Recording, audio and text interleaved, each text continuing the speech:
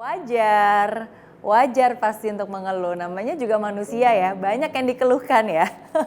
Makanan asin dikit aja mengeluh, macet dikit aja mengeluh ya kan, orang ngaret aja mengeluh, jadi itu suatu hal yang wajar.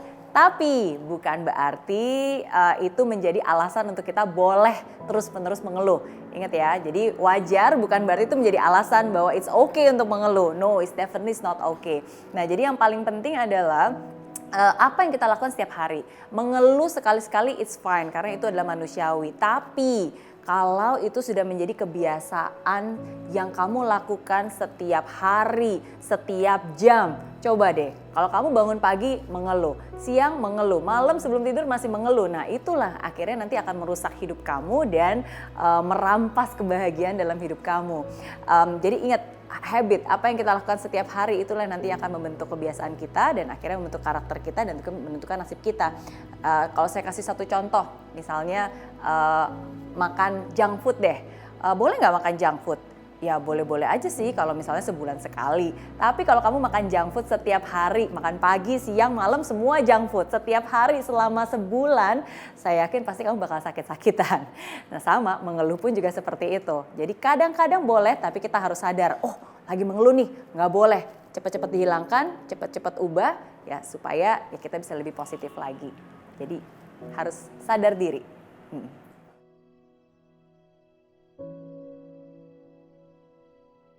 Ini masalah zaman now ya, keren. Makanya saya selalu bilang, tahu nggak keren itu apa? Keren itu kere plus N-nya ngutang.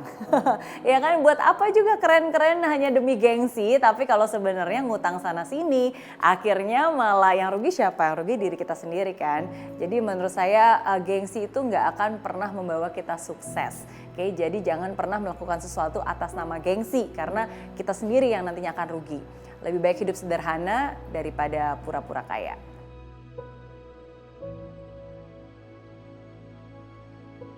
Sebenarnya jawabannya udah di kata move on itu sendiri, yaitu move.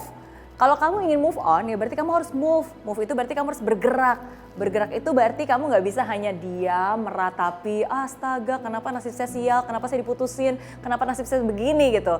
Dengan kamu diam, berdiam diri, mengurung diri, justru itu malah memperburuk keadaan. Jadi kalau kamu ingin cepat-cepat move on, kamu harus move, kamu harus bergerak, kamu harus aktif, lakukan aktivitas lain, bergaul, keluar rumah, bergaul dengan orang lain gitu, cari kesibukan baru, cari tantangan baru, cari pembelajaran baru, merecharge diri kamu. Nah dengan seperti itu, dengan kamu memfokuskan pikiran kamu terhadap hal-hal yang baru, aktivitas baru, kegiatan baru, ya otomatis yang lama-lama pasti nggak kepikiran. Nah, jadi menurut saya cara untuk bisa move on, ya dengan move, dengan bergerak.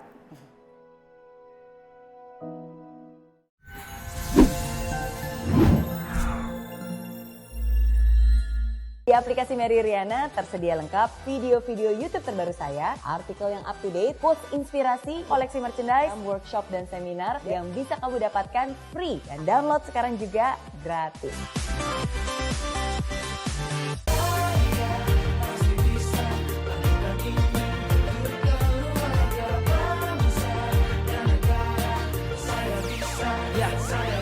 Laksana bumi tanpa hujan, hidup tanpa tujuan, kering dan mati tanpa hijaunya tumbuhan. Demikian kalau mimpi tak kunjung terjadi.